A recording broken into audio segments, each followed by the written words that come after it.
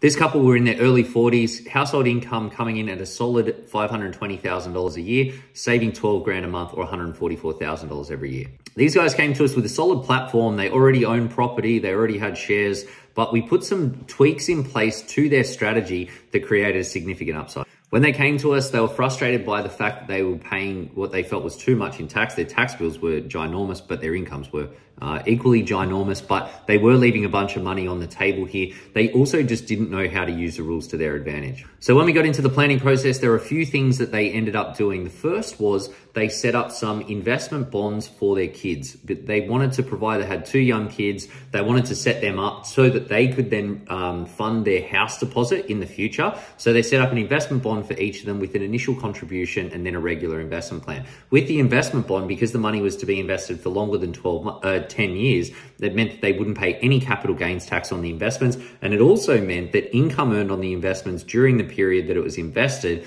wasn't going to be taxed at their marginal tax rates, which was the top marginal tax rate, but instead taxed at no more than 30%.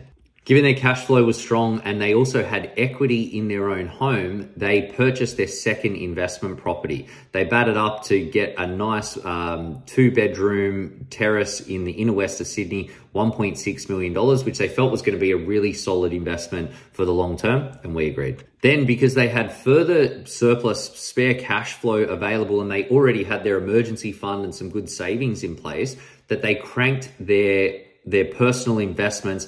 But again, they did that through an investment bond structure because they knew that the money was to be there for the long term. They also knew that this second investment property was probably going to be their last investment property. It was certainly going to be their last one for a while. So investing in that way meant that they could leave the money there to bubble away in a lower tax environment, pay less tax in the meantime, not go through the hassle of having to set up a family trust, but also get some really good runs on the board.